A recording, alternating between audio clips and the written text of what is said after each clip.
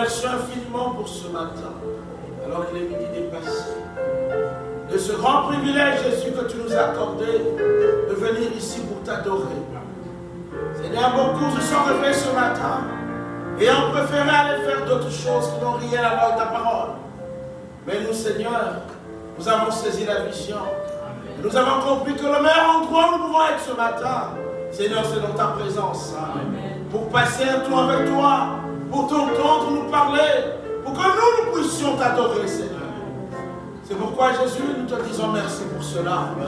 Oh Dieu, nous voulons t'adorer librement, Père. Et nous savons que la semaine était longue et de plusieurs manières nous avons failli quelque part. Te prions de nous pardonner. Prends le contrôle de nos corps, nos esprits, nos âmes. Prends le contrôle de ce service. Sois l'alpha et l'oméga. Viens adorer en nous, toi, le véritable adorateur, pour que Jésus, notre adoration, soit comme un parfum de bonne odeur pour toi. Bénis chaque frère qui est venu. Bénis ceux qui sont en chemin. Bénis chaque soeur ici. Et celles également qui sont en chemin. Ceux qui voulaient bien être ici ce matin, mais qui ont des empêchements, puissent les assister là où se trouvent. Prends le contrôle. Viens chanter en nous.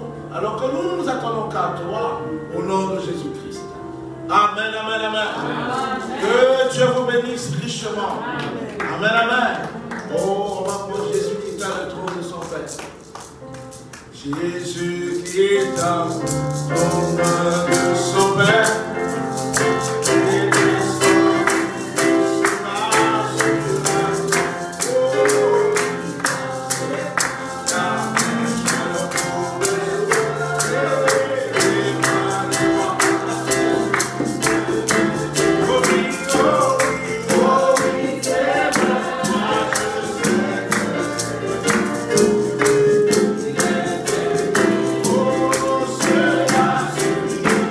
Depuis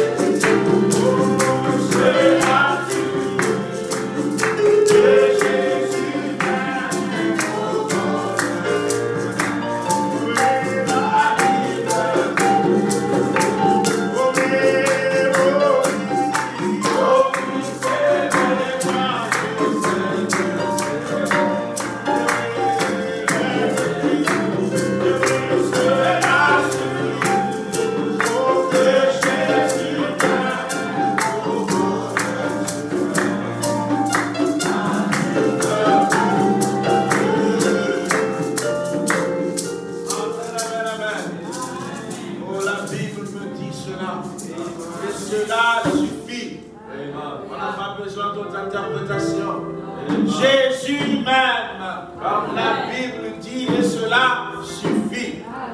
Gloire à Dieu. Oh merci, je me réjouis nuit et jour, comme je marche en pèlerin.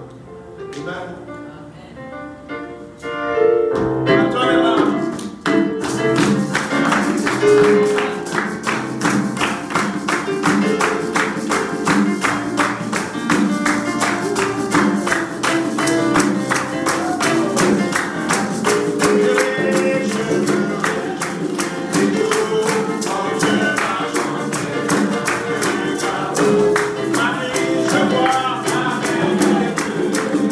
je vois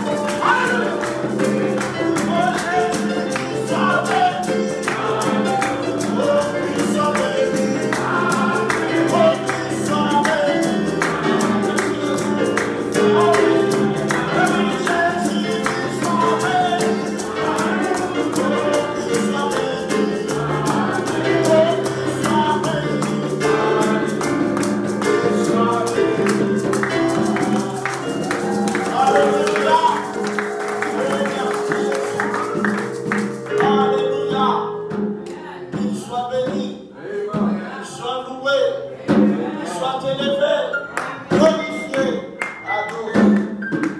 Oh, Jésus est merveilleux. Amen, amen. Que Dieu vous bénisse. Amen. Avant qu'on passe à la prédication, je vais lire quelque chose ici. Que ce soit un instant. Alléluia. Merci Jésus. Merci.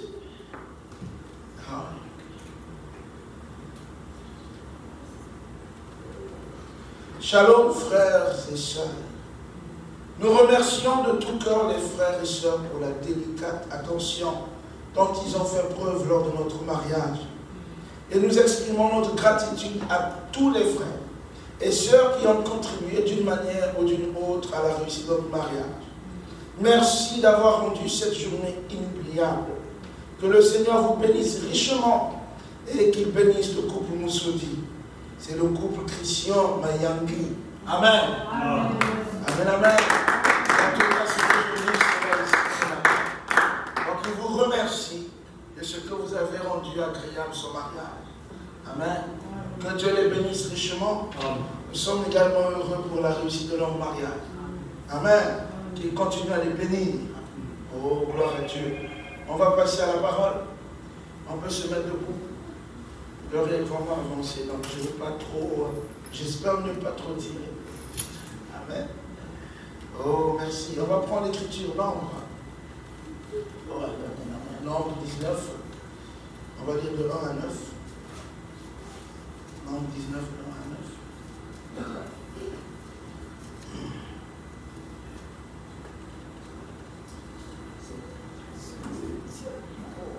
Amen, amen. Amen. Parce qu'on est là, on peut lire. L'Éternel parla à Moïse et à Aaron et dit: voici ce qui est ordonné par la loi que l'Éternel a prescrite, en disant: parle aux enfants d'Israël et qu'ils t'amènent une vache rousse ou gémisse, sans tache, sans défaut corporel, et qu'il n'ait point porté de le joug. Vous la remettrez au sacrificateur Éléazar, qui la fera sortir du camp et on l'égorgera devant lui. Le sacrificateur Éléazar prendra du sang de la vache avec le doigt, et il en fera 7 fois l'aspersion sur le devant de la tente d'assignation. On brûlera la vache sous ses yeux. On brûlera sa peau, sa chair et son sang avec ses excréments. Le sacrificateur prendra du bois de cèdre, de l'hysope et du cramoisi, et il les jettera au milieu des flammes qui consumeront la vache. Le sacrificateur lavera ses vêtements et lavera son corps dans l'eau, puis il rentrera dans le camp et sera impur jusqu'au soir. Celui qui aura brûlé la vache lavera ses vêtements dans l'eau et lavera son corps dans l'eau, et il sera impur jusqu'au soir. Un homme pur recueillera la cendre de la vache et la déposera hors du camp dans un lieu pur. On la conservera pour l'assemblée des enfants d'Israël afin d'en faire l'eau de purification. Amen. C'est une eau expiatoire. Amen, amen. Ou l'eau de séparation. Amen. Nous allons passer à Hébreu. On va lire Hébreu 9, 22. Hébreu 9,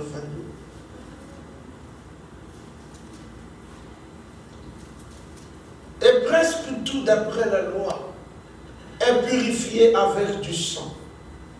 Et sans effusion de sang, il n'y a pas de pardon. Amen. Amen. Amen.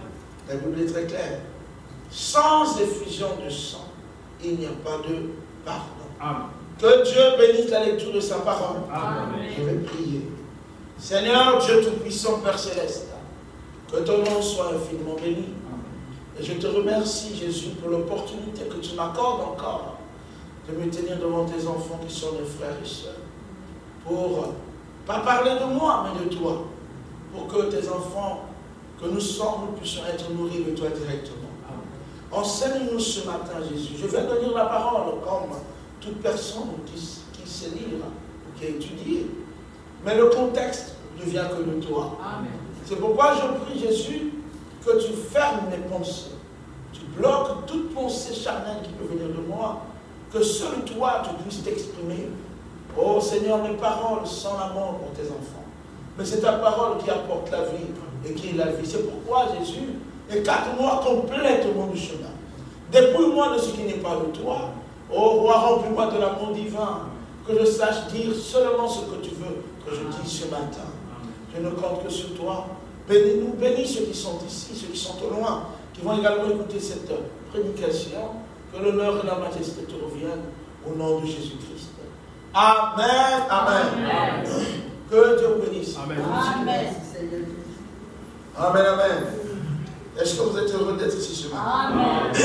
Excusez-moi parce que parfois il y a des gens qui nous suivent ici. Oh, gloire à Dieu. Je me sens bien. Amen. Je vais un peu réduire le micro.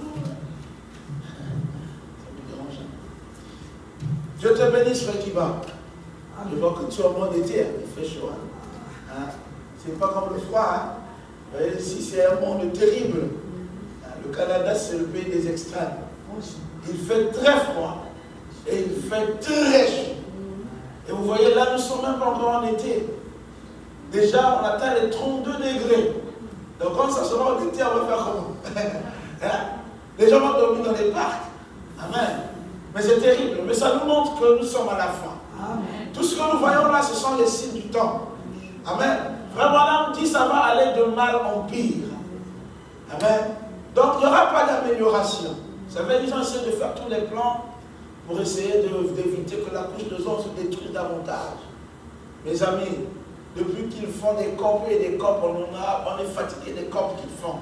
Des rencontres et des rencontres. Aujourd'hui, ils ne savent plus quoi faire. Non, c'est Dieu qui veut que ce soit ainsi. Amen. Frère Madame nous dit, même la Bible dit, ce n'est même pas Dieu qui détruit l'homme. C'est l'homme lui-même. L'homme a cru être plus intelligent que Dieu. Il a abandonné la conduite de Dieu. Il s'est concentré sur sa conduite personnelle. Et il a fait plusieurs créations. Il y a d'autres choses qui nous servent. Mais il ne se rendait pas compte, il y a d'autres choses qu'il a fabriquées. Ces choses-là détruisent la couche de gens. Mais ça conduit le monde vers l'accomplissement de la parole. Frère Madame nous dit, la terre doit subir encore le baptême du feu. Amen. Il faut que la terre puisse trembler encore, subir le baptême du feu. Le feu viendra de l'atmosphère et ici de la terre. De la terre ici, ce sera les bombes atomiques. Mais quand ça tombera, ça détruira toute cette couche. Et les gens seront calcinés. Amen. Par les rayons du soleil. Amen. Que Dieu nous préserve, mais ça ne nous concerne pas. Amen. Ça ne concerne pas les fils de Dieu. Amen. Ça ne concerne pas les croyants. Alléluia. Ceux qui sont dans le message sont à l'abri. Amen. Ça concerne les incrédules. Les gens qui rejettent le message de l'œuvre. Amen, amen.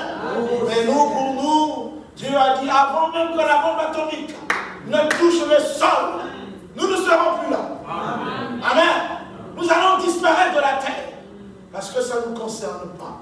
Oh, que Dieu soit béni. Maintenant, ce matin, je suis heureux de me tenir devant vous pour vous parler de la part de notre Seigneur. Amen, amen. Je parle ce matin sur le même sujet que j'ai commencé. Amen. Mais là, je continue avec ce qu'on avait commencé la semaine passée. Je suis sur le signe assuré déployé, mais je parle de l'eau de séparation ou eau expiatoire. Amen. L'eau de séparation ou eau expiatoire. Le dimanche passé, nous étions très bénis. Amen. Nous étions vraiment bénis. Moi, en tout cas, je me suis senti bien. Amen. Je me suis senti très bien. Parce que Dieu nous a montré combien il nous aime en nous révélant sa parole. Amen. Vous savez, quand vous recevez un prophète, les amis, c'est le plus grand privilège qu'on peut avoir. Amen. Surtout quand vous le reconnaissez. Vous savez, recevoir c'est bien. Vous pouvez recevoir quelqu'un sur vous. Mais reconnaître son statut, parfois, c'est un problème. Parfois, il te dit, je suis médecin. Toi, quand tu le vois, il est chez toi, tu l'as reçu, tu dis, ah, lui, il est médecin, nous. C'est moi, j'en ai subi. En France, vous savez, j'étais comptable. J'ai travaillé, j'étais assistant contrôleur. Mais il y a même des gens qui me recevaient chez eux qui ne pensaient pas qu'ils pouvaient être assistant contrôleur. Donc, quand on me voyait, on disait, mais ah, non, c'est pas possible. Voyez-vous, il faut recevoir et accepter la personne qui est devant vous. Recevoir le messager et croire que c'est lui que Dieu a envoyé. Croire que c'est lui que Dieu a envoyé pour échapper à la colère à venir. Frère, madame dit, un prophète, quand il vous visite, c'est aussi un signe du jugement à venir. Amen. Donc si vous manquez au prophète, vous allez subir le jugement. Amen. Amen. Amen. C'est un avertissement quand on reçoit un messager prophète. Dieu vous avertit, vous conseille de suivre le messager. Lorsque vous ne le suivez pas, ce qui suivra après, ça sera le jugement. Et là, vous n'aurez pas d'explication à donner à Dieu. Amen, amen. Vous voyez comme Dieu a dit, je pense à Simon, je ne sais pas, j'ai oublié. Il dit, mais vous avez des prophètes. Je vous ai envoyé Moïse. Il voulait retourner pour venir témoigner ou avertir ses frères pour dire, attention, vivez bien la vie. Mais Dieu, c'était trop tard.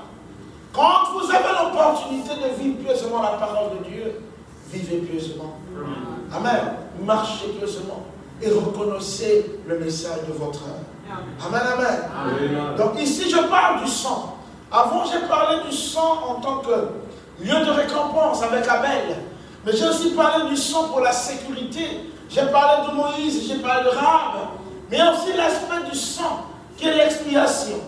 Le sang, qui est l'endroit où, lorsque le chrétien entre, Dieu ne voit plus ses péchés. Amen. Amen. Amen. Quand le chrétien est sur le sang de Christ, Dieu ne le voit plus comme un pécheur. Frère, madame dit, Dieu le considère au même titre. Je vous dis, c'est choquant. Mais ce que frère, madame dit, Dieu le considère au même titre que Christ. Voyez-vous, lorsque vous êtes sur le sang, il vous voit parfait. Tout autant Christ est parfait. Donc il n'y a pas de différence. Amen, amen. Et donc ce matin, je poursuis sur ça, la jeunesse rousse ou l'expiation. Vraiment, là, on parle de l'importance que revêt le sang, de l'importance que revêt la rédemption par le sang. Il veut que nous puissions comprendre cela. Nous puissions prendre cela en considération sur la table de nos cœurs. Parce que si nous manquons cela, si nous entendons le sang du milieu de nous, on va te lire, il n'y a plus de pardon possible. La seule chose qui fait que Christ, Dieu nous considère au même niveau, au niveau de la perfection que Christ, c'est le sang. Voyez-vous, même si votre péché est rouge comme la cramoisie, mais lorsque Christ ou Dieu nous voit au travers du sang de Christ, frère madame dit le rouge, avec le rouge, ça donne du blanc. Voyez-vous, notre péché est rouge comme la cramoisie. Voyez-vous, le sang nous couvre. Et quand Dieu nous regarde, il ne voit plus notre péché, il voit que nous sommes parfaits. Si vous ôtez le sang de Christ, là il verra notre péché comme rouge, comme la cramoisie. Et Dieu ne supporte pas le péché. Ça sera la destruction totale. Voyez-vous, c'est le sang de Christ qui nous épargne de la colère de Dieu. C'est pourquoi c'est important, mes frères. Regardez ce que frère Madame dit ici. J'avais dit, je devais lire une citation complémentaire. Frère Madame dit donc Christ, de 55 paragraphe 18. Il dit, eh bien, pour nous le rouge est une couleur qui représente le danger. Mais le rouge c'est aussi la couleur de la rédemption. Amen. La rédemption vient par le sang. Amen. Et Dieu a témoigné que le sang est, écoutez, que le sang est, c'est le présent, était, c'est le passé, et sera toujours l'unique source de la rédemption. Amen. Voyez-vous, il parle au temps présent, il parle au passé et au futur. Donc il n'y a pas de substitut au sang de Christ. Ça sera toujours l'unique source de la rédemption. Donc il n'y en a pas deux. Voyez-vous, il dit tout au long depuis l'Éden, tout au long des Écritures, c'est le sang. Sans effusion de sang, il n'y a point de pardon de péché. Amen. Amen. Voyez-vous l'importance. Je vous ai mentionné la dernière fois. Frère, pendant pas dans cette église où les gens voulaient suivre la tendance actuelle. Vous savez, les gens ne supportent plus devant le sang. Ils disent que nous ne voulons plus de cette religion abattoir. Ils ont qualifié le christianisme d'une religion abattoir. Et qu'est-ce qu'ils ont fait? Ils ont pris les recueils des gens. Ils ont commencé à enlever partout où on parlait du sang. Ils ont commencé à ôter le sang de leur système. Donc ils voulaient détacher le christianisme du sang. Le christianisme ne peut pas se séparer du sang. Amen. Amen, amen. Pour qu'il y ait le christianisme, il faut qu'il y ait le sang. Amen. Amen. Ils voulaient l'ôter. Frère, madame dit, c'est une erreur grave. Si vous ôtez le sang, c'est terminé. Amen, amen. dit non, remettons le sang. Venez au sang. Il dit frère, sans effusion de sang, il n'y a point de pardon des péchés. Retirez le sang et il ne vous restera qu'un credo froid et formaliste. La vie se trouve dans le sang, c'est juste. La vie vient du sang. Et le sang vient du sexe mâle, exactement. Vraiment, on dit c'est comme la femelle. Il dit, vous savez, les oiseaux femelles peuvent vous pondre les œufs. Mais si cet oiseau n'était pas en contact avec un mâle, cet œuf ne produira rien. Amen. Il dit, le sang vient de qui? Du mâle. Il faut qu'il y ait le contact du mâle pour qu'il y ait la vie. Si le mâle n'est pas là, il n'y a pas de vie. Il dit, l'oiseau femelle, je suis toujours à Christ, paragraphe 20. L'oiseau femelle peut pondre un œuf. Mais si elle n'a pas été avec le mâle, cet œuf n'éclora jamais. Parce qu'il n'est pas fécondé.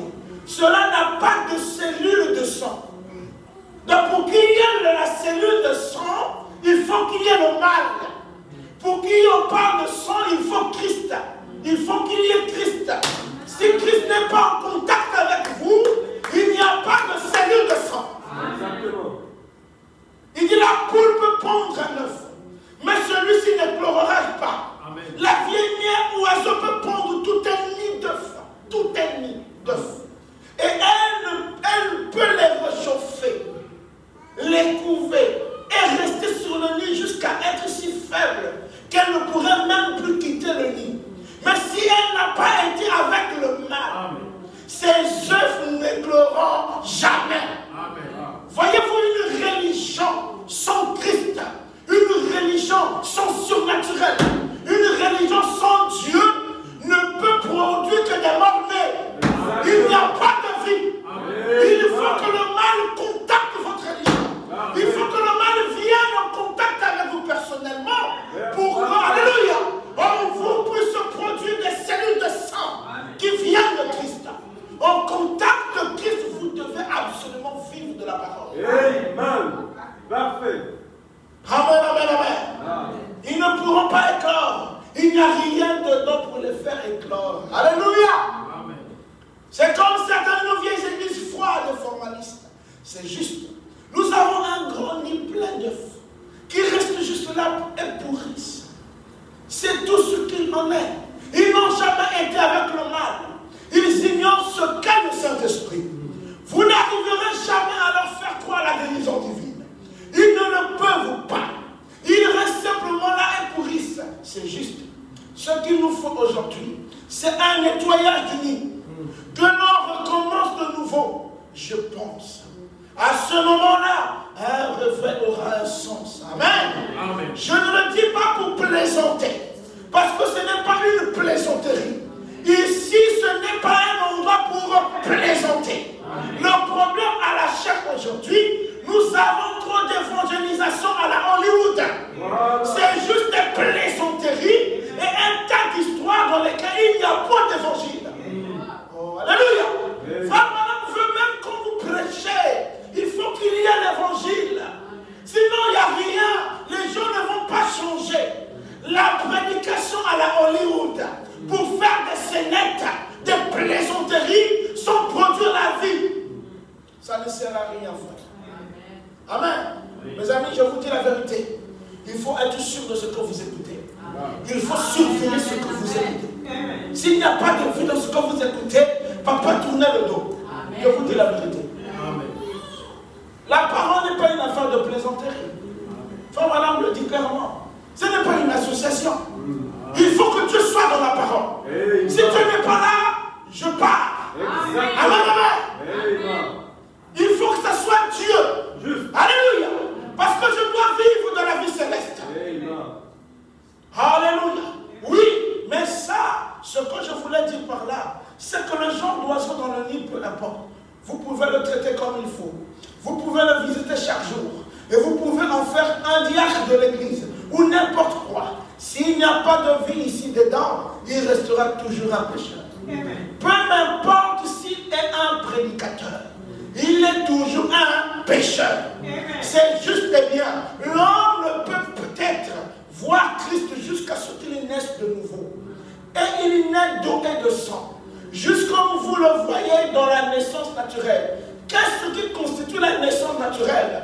Dans la naissance naturelle d'un bébé, d'abord il y a l'eau, ensuite le sang, et enfin la vie. Et c'est la même chose pour la naissance spirituelle. Car du corps de Christ sont sortis l'eau, le sang et l'esprit. Voyez-vous ce que je veux dire? Nous devons avoir ces éléments. Et nous devons mourir à nous-mêmes pour naître de nouveau. Ainsi la rédemption vient par le sang. Maintenant, tout au long de la Genèse à l'Apocalypse, il y a une raie rouge de la rédemption, tout au travers de la Bible. Le sang couvre toute la Bible. Amen. Toute la Bible, il faut maintenant dire de la Genèse à l'Apocalypse. Amen.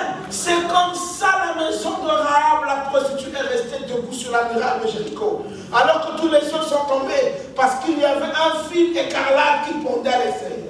Et Dieu a honoré cette raie écarlate. C'est ce qui a épargné les enfants d'Israël de la mort en Égypte. Les fils aînés. Parce que le sang avait été appliqué sur la porte lorsque l'ange de la mort passait. Frère Branham est en train de nous parler de l'importance du sang. Il est en train de montrer que toutes les fois que les enfants de Dieu étaient épargnés de la mort, il y avait le sang qui était appliqué. Il est remonté depuis la Genèse jusqu'à l'Apocalypse. Il insiste sur ça. Ce raie écarlate est là. Ce raie écarlate est dans toute la Bible. Et dans la vie d'un croyant, le sang est très important. Amen. Donc, il ne faut pas les séparer. C'est ce qui a fait que l'Église aujourd'hui, dans ce dernier fléau, la mort, l'Église est la seule chose qui vivra aujourd'hui et qui n'entrera pas dans l'universalisme et tout. Et dans cet évangile moderne social, l'Église ne rentrera jamais dans l'évangile moderne social. Amen. Pourquoi? Il y a le sang qui est là. Amen. Ce sont ceux qui ont appliqué le sang sur le linteau de la porte ici, à l'extérieur. Le sang du Seigneur Jésus-Christ. Ceux qui sont nés de nouveau. Amen. Lesquels appliquent le sang? Ce sont ceux qui sont nés de nouveau. Amen, amen. Amen. Et frère, maintenant, ferme la porte. Hein. Le sang, c'est pour ceux qui sont nés de nouveau. Amen, amen. Ils ne se laisseront pas placer sur le joug de n'importe quelle doctrine. Ces gens-là qui sont nés de nouveau n'accepteront pas n'importe quelle doctrine. Amen. Hein? Et être ballottés ici et là, et à tout culte, ils connaissent leur position. En Christ par le sang. Frère Madame, il insiste de l'importance. Ça, je voulais montrer cet aspect-là, de l'importance que revêt le sang pour nous les croyants. Amen. La religion, notre religion est la religion du sang. Amen. Le christianisme est une religion de sang. Amen. Si vous ôtez le sang du christianisme, ça n'existe plus. Amen. Amen. Frère Madame, il dit quand Christ est venu, Dieu avait créé la cellule de sang dans Marie. Donc depuis le commencement là, c'était la cellule de sang que Dieu avait constituée dans Marie. Et Dieu avait aussi dit qu'il avait créé l'ovule dans Marie. Pour qu'il n'y ait pas de lien entre Jésus et Marie. Dieu avait tout créé par lui-même. Ça a commencé par la cellule de sang. Et frère Manan me dit, cette cellule de sang a été percée sur la croix. Amen. Et lorsque la cellule de sang a été percée sur la croix, ce sang-là a été répandu pour tout pécheur. Amen. Amen, amen. Il dit, c'est ce sang-là qui nous couvre aujourd'hui. C'est ce sang-là qui enlève la racine du péché. Amen. Parce que le pécheur, quand il vient, il reconnaît ce sang. Et il se laisse couvrir de ce sang-là. Dieu ne voit plus ses péchés. Amen. Amen, amen. Et le dimanche passé, nous avons vu Dieu, pour nous faciliter la tâche, qu'est-ce qu'il a fait? Frère Manan me dit, il a pris toutes les rites qui se faisaient dans l'Ancien Testament, toutes les pratiques qui se faisaient pour chercher l'expiation, il les a tout condensés en calvaire, dans la personne de Jésus-Christ. Et frère Manan me dit, tout ce que nous avons à faire aujourd'hui, c'est de regarder au calvaire et de naître de nouveau. Ce n'est plus faire de pratiques, mais il dit, tourner seulement les regards au calvaire. Voyez-vous, frère, j'ai écouté récemment, il y a très longtemps, j'avais écouté un prédicateur qui était en train de prêcher, il prêchait bien, il sait parler, mais il a minimisé l'importance du calvaire. Il dit aujourd'hui, nous ne regardons plus au calvaire. Aujourd'hui, pour être sauvé, il faut regarder au soleil couchant, au moment du soleil couchant. Fausse doctrine. Voilà. C'est le diable, frère. Frère Madame me dit aujourd'hui, regardez au calvaire et naissez de nouveau. Alléluia. Même le soleil couchant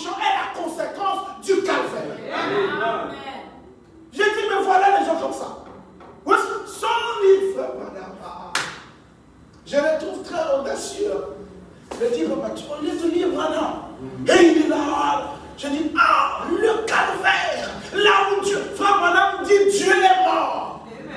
Hein? Dieu était mort au calvaire. Il dit, le péché également était mort. Le péché était lié. Alléluia. On ne peut pas jouer avec le calvaire. Alléluia. Oh, merci Jésus-Christ. Maintenant, nous sommes dans notre troisième partie. Alléluia. Oh, nous parlons de la génisse rousse. L'expiation. Amen, amen. Oh, la génisse rousse. L'expiation, les eaux de séparation. Nous parlons de ça. Nous étions dans nombre. Et je vais donner le contexte de nombre. La dernière fois, je l'ai dit. Frère Branham dit nombre. C'était également appelé le livre du désert. Nombre a été écrit quand le peuple d'Israël était sorti de l'Égypte. Ils étaient en chemin pour Canaan. Nombre était écrit au moment où le peuple était dans le désert. Et Frère Branham nous dit, ils étaient en train de murmurer.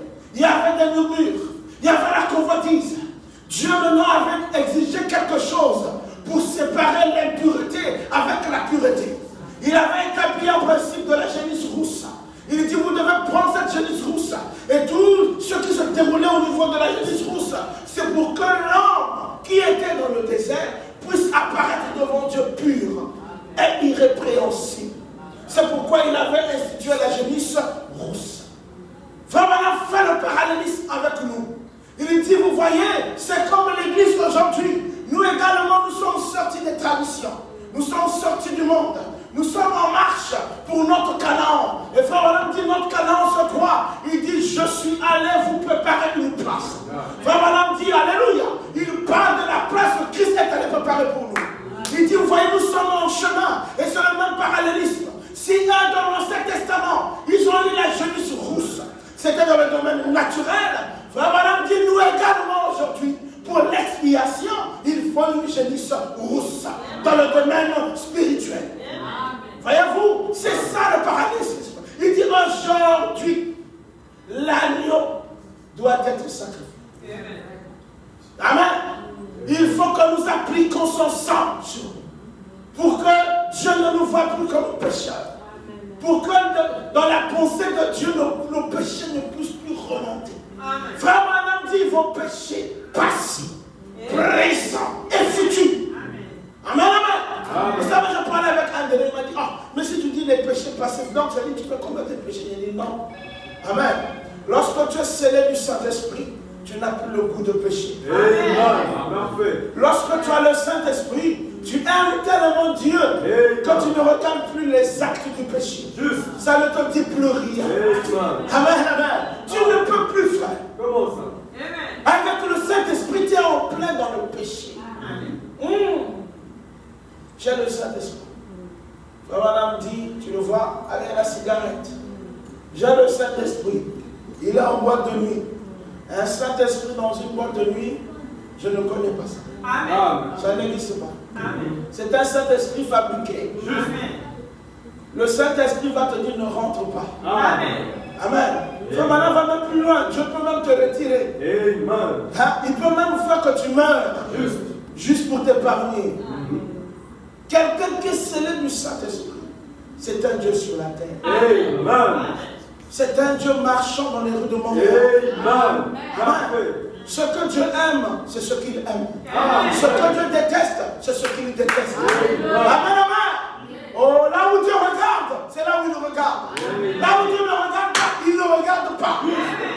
Amen, amen. Oh, gloire à Dieu. C'est pourquoi c'est important pour nous. Il dit, non, le livre de Nombre était écrit quand ils étaient dans le désert, justement Christ, le paragraphe 13, un peu plus bas. Il dit, bon, ici, les enfants d'Israël étaient en voyage. Ils quittaient l'Égypte pour aller dans la terre promise. Dieu avait promis de pourvoir à tous leurs besoins dans leur voyage. C'était en soi un type de l'église d'aujourd'hui, qui sort de l'Égypte, du chaos, qui voyage vers la terre promise. Ne croyez-vous pas que nous avons une terre promise? Nous en avons certainement une. Jésus a dit, il y a plusieurs demeures dans la maison de mon Père. Si cela n'était pas, je vous l'aurais dit. Mais je vais vous préparer une place. Et je reviendrai vous prendre avec moi, afin que là où je suis, vous y soyez aussi. Frère Branham dit, cela règle la question pour moi.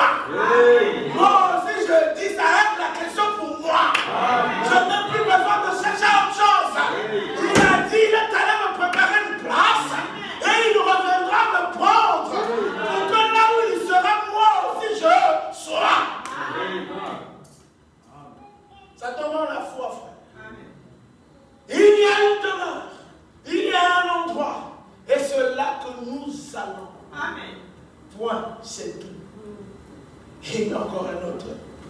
C'est fini. Il n'a pas ajouté des commentaires. Nous sommes maintenant dans un pèlerinage.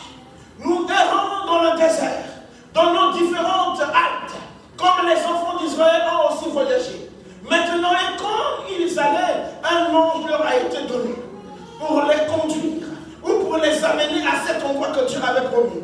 Ils voyaient cet ange de leur surnaturel, lequel était une colonne de feu qui les conduisait à travers le désert. Il dit, Dieu nous a donné la même colonne de feu, qui n'est rien d'autre que qui cette colonne de feu, que cet ange-là. Chaque érudit ici présent, ou n'importe quel de ce frère, ou vous les hommes instruits qui êtes là, vous savez que cet ange de l'alliance était Christ lui-même.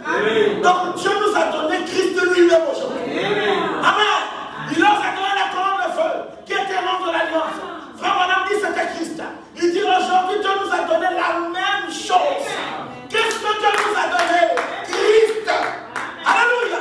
Frère Madame dit cette colonne de feu est incarnée dans les pousses. Alléluia. Cette colonne de feu est dans chaque croyant. Amen, amen.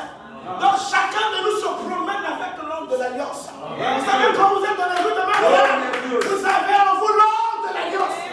Alléluia. Et n'oubliez pas, cette colonne de feu, quand il était avec le peuple d'Israël, d'un côté il donnait les ténèbres, de l'autre côté la lumière. Mes amis, pour vos ennemis, ils donnent les ténèbres. Amen. Quand ils viennent, ils voient les ténèbres. L'ange de l'alliance en vous combat pour vous. Alléluia. Et l'ennemi ne peut pas vous atteindre. Oh, nous sommes refaits. Un peuple béni. Là où Dieu a dit, je suis votre compagnon. Je marche avec vous. N'ayez pas peur. Il n'y a aucun démon sur la terre. Il n'y a pas d'ennemi aussi puissant que la parole. Ça n'existe pas. Celui qui est en vous est plus grand que celui qui est dans le monde. Alléluia. Qui est en vous, c'est Dieu lui-même. La divinité en vous. Alléluia. Et il n'y a aucun démon qui peut cette divinité. Non, frère. Vous avez la divinité en vous. Amen. Dieu lui-même. Parfait. Amen, amen. Madame dit qu'est-ce qu'il fait? Il vous rend tout puissant. Amen. La divinité en vous vous rend tout puissant. Et il n'y a rien qui peut tenir devant vous. Et qui prononce la parole. Si cela ne s'accomplit pas, je suis un menteur. Alléluia. Gloire à Dieu. Nous sommes bénis, frère. Oh, je me sens bien. Vous savez, des moments parfois, je reste calme. Et Dieu, Seigneur, tu m'as beaucoup aimé. Il fallait vraiment que je rencontre ce message. Amen. Il a dit qui je suis. Vous savez, il y a des prédications qui disent, vous serez là-bas, vous serez. Ce message-là dit, non, tu es. Amen. Exactement. Hein? Il dit, non, maintenant là même, tu es. C'est pas là-bas, c'est maintenant. Oh, je suis heureux. Dieu au temps présent. C'est une manifestation au temps présent dans les individus qui sont ses enfants. Il est merveilleux, frère. Maintenant, nous allons commencer. Je vais maintenant avancer avec ça. La génisse rousse, ses caractéristiques. Dans Nombre 19, 2, il dit ceci. Oh, et qu'il t'amène une vache rousse, sans tache, sans défaut corporel, et qui n'a point porté de joug. Amen. Tu peux diminuer un peu ça? Et qui n'a pas porté de joug. La Bible nous montre que cela représentait Christ. La Bible montre les caractéristiques de cette vache ou génisse rouge en Christ. Et la Bible dit clairement, je l'avais lu ici dans 1 Pierre 1, de 18 à 21, il dit, sachant que ce n'est pas par des choses périssables, par de l'argent ou de l'or, que vous avez été rachetés de la vaine manière de vivre, que vous avez hérité de vos pères, mais par le sang précieux de Christ. J'aime ça. Le sang précieux de Christ. Comme d'un agneau, sans défaut et sans tâche. Cette génisse devait être sans défaut et sans tâche. Cette génisse ne devait pas porter de joug. Amen, amen. Il dit, prédestiné avant la fondation du monde et manifesté à la fin des temps à cause de vous, qui par lui croyait en Dieu, lequel a ressuscité des morts et lui a donné la gloire, en sorte que votre foi et votre espérance reposent sur lui. Amen. Vraiment, il dit, ne pas porter de joug signifie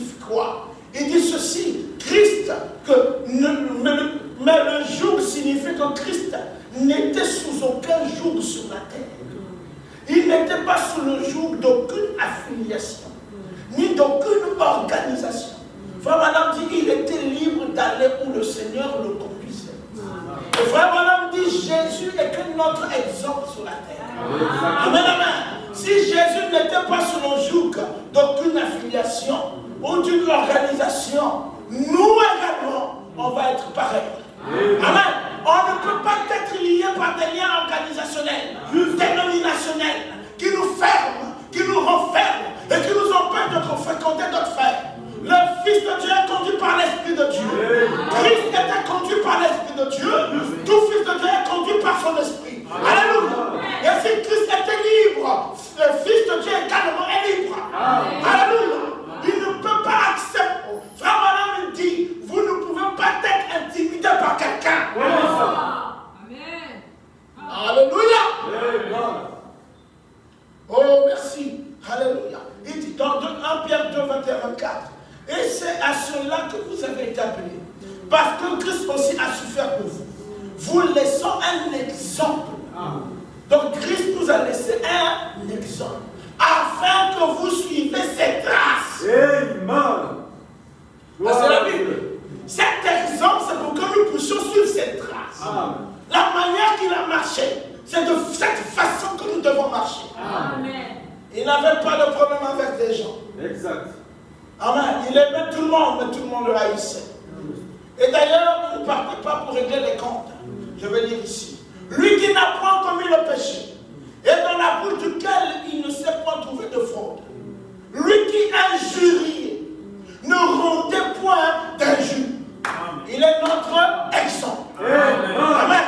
Maltraité, ne faisait point de menaces. Amen. Un fils de Dieu ne va pas faire de menaces. Ça n'existe pas.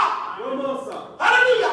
Jésus est notre exemple. Il dit maltraité, ne faisait point de menaces. Mais s'en remettait à celui qui juge justement. Voilà l'attitude d'un croyant. Il se remet à Dieu. On m'a fait du mal. Oh Seigneur, tu as dit à moi la vengeance, à moi la rétribution. Alléluia. Ce n'est pas à moi d'aller crier. Il dit abandonne-toi à Christ. Abandonne-toi au juste juge. Oh Alléluia. Oh merci Jésus-Christ. Lui qui a porté lui-même le péché en son corps sur le bois, afin que mort au péché, nous vivions pour la justice. Amen. Lui par la main sur duquel vous avez été guéris. Voici notre exemple. Amen. Si Jésus est notre exemple, lui la divinité incarnée, qui a dit je m'en vais, je vous envoie mon esprit. Vous recevez le même esprit qui est en Christ. Cet esprit-là doit vous conduire à marcher comme Christ. Amen. Je vous dis la vérité. Sinon, ce n'est pas le même esprit. Exactement. Amen. Frère Madame dit, l'épouse ne réclame pas le sang. L'épouse ne réclame pas la vengeance. Exact. L'épouse n'est pas là dit que tu m'as fait mal, moi aussi. Non. Amen. L'épouse veut le bien de tout le monde. L'épouse, même quand on lui fait mal, elle va dans son petit coin. Oh Seigneur, pardonne. Ce n'est pas mon frère, mais c'est le diable de mon frère. Si tu peux le pardonner, Seigneur. C'est ça l'épouse. Mais ce n'est pas Seigneur, il m'a fait du mal. Je veux que tu ailles le visiter. Je veux que tu l'attaques. Oh. Non, frère. Tu n'es pas de l'épouse. Revois un peu ton expérience. Amen, amen. Les jours de séparation, paragraphe 13. Oh, non, je vais descendre un peu plus bas. Merci Seigneur. Il dit, voilà, je vais prendre la partie du paragraphe 27. Remarquez, cette jeunesse devait être rousse. Christ, ça c'est Christ, donc Christ, paragraphe 27. Et alors, elle ne devait avoir jamais porté de joug sur le cou. Oh, cela a aussi une grande signification. J'aurais souhaité avoir du temps d'aborder tout ceci, mais nous n'en avons pas. Mais le joug signifie que Christ n'était, oh, il dit, mais le joug signifie que Christ n'était sous aucun joug sur cette terre. Il n'était sous le joug d'aucune affiliation, ni d'aucune organisation. Il était libre d'aller où le Seigneur le conduisait. Frère Branham nous dit, ne vous laissez pas mettre sur le joug de la servitude. Ne vous mettez pas sous un même joug avec les incrédules. Il dit, soyez séparés. Amen. Christ est sous un seul joug. C'est son église avec grand E. Laquelle n'est pas une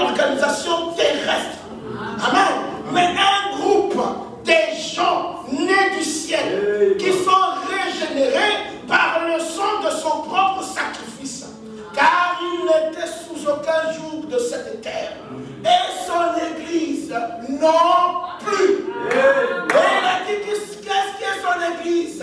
C'est un groupe de gens qui sont nés du ciel. Ces gens qui sont nés du ciel ne sont pas sous le joug d'aucune organisation. Alléluia. Ils sont libres. Oh. Car il n'était sous aucun joug de cette terre. Et son église non plus. Elle est libre. Elle n'est sous aucun joug. Mais ils sont libres et sous le joug de Christ. Amen.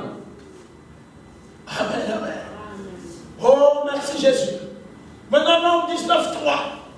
Regardez Nombre 19.3. Vous la remettrez au sacrificateur Éléazar, qui la fera sortir du camp, et on l'égorgera. Nous avons vu la dernière fois, frère Madame dit, pour qu'il y ait la vie, il faut d'abord qu'il y ait la mort. S'il n'y a pas de mort, il n'y a pas de vie. Amen.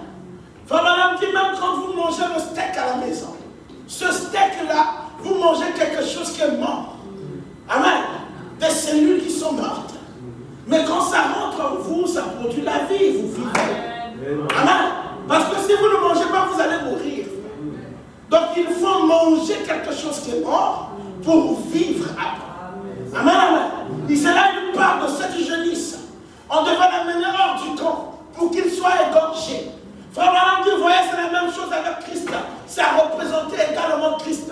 Pour que nous puissions vivre, il fallait qu'on amène Jésus hors du camp. Amen. Et hors du camp, lui, l'agneau de Dieu qui ôte le péché du monde, il devait être égorgé. Amen. Jésus est mort. Frère Madame dit, Jésus a eu un commencement et il a eu une fin. La fin de Jésus était sur la croix. Mais c'est quel est Jésus quand? Frère Madame dit, dans Jésus, il y avait Jésus. Il y avait deux Jésus. Il y a un qui est allé dans le séjour de mort. Il y a l'autre qui est resté sur la croix. Lui, il était mort. Amen, amen. Oh, Frère Madame dit, il a eu un commencement et une fin. Il dit, il est le même hier, aujourd'hui et éternellement, à l'exception de son corps physique. Amen. Quand il fait l'exception, ça veut dire que son corps physique a eu une fin. Amen, amen. Le Jésus que nous adorons. Amen. Oh, merci. La divinité incarnée. Voilà, ici on dit dans Hébreux 13, 11, 14, il dit, le corps des animaux, dont le sang est porté dans le sanctuaire par le souverain sacrificateur pour le péché, sont brûlés hors du camp. C'est pour cela que Jésus aussi, afin de sanctifier le peuple par son propre sang, a souffert hors de la porte. Sortons donc pour aller à lui hors du camp, en portant son opprobre. Car nous n'avons point ici-bas de cité permanente, mais nous cherchons celle qui est à venir. Vraiment, dans les heures de séparation, paragraphe 17. Remarquez, lors de l'effusion du sang, eh bien, il a dit, je vous assure, vous devez prendre ce et bien observer. Le sacrificateur n'apportait pas le sang. C'est l'assemblée qui apportait la jeunesse devant, qu'on devait tuer comme sacrifice pour qu'elle soit immolée. Et c'est l'assemblée qui avait amené Jésus au calvaire. C'était un type. Ils l'ont condamné et ils l'ont amené au calvaire afin qu'on puisse l'immoler. Et remarquez, il devait être tué en présence d'Éléazar et les autres. Et Christ a été tué en présence du souverain sacrificateur et toute la communauté d'Israël. Frère Branham est en train de montrer le parallélisme avec cette jeunesse. Il est en train de montrer que la jeunesse que nous avons également aujourd'hui a subi la même chose. Amen. Amen. Là-bas, c'était l'ombre, mais ça représentait Christ qui devait également souffrir. Christ qui devait souffrir, mourir pour vous et moi. Amen, amen. Il fallait que la jeunesse meure. Il dit, dans les heures de séparation, 7, un peu plus en bas, je vais passer à toute cette question. Les heures de séparation partie, paragraphe 10. Mais maintenant, remarquez, tout le temps que vous produisez la vie ici, pour vous maintenir en vie, quelque chose doit mourir. Constamment pour vous maintenir en vie. Savez-vous cela? Eh bien, dites-vous c'est quoi? Le steak que vous mangerez ce soir, une vache a dû mourir pour qu'on ait cela. Et c'est vrai, le poisson que vous mangerez ce soir, le poisson a dû mourir pour qu'on ait cela. Est-ce vrai? Le chou frisé que vous mangerez ce soir, ou plutôt les épinards ont dû mourir. Voyez-vous ce que je veux dire? Les pommes de terre ont dû mourir. Quelque chose doit mourir. Et vous mangez les restes de quelque chose de mort pour que vous viviez. Cela forme des globules sanguins. Et cela forme plutôt des cellules de sang. Cela forme. Ainsi donc, vous consommez constamment quelque chose de mort pour vous garder en vie. La vie naturelle ne peut venir que de la mort. Les femmes madame dit, la vie spirituelle ne peut venir que de la mort. Amen.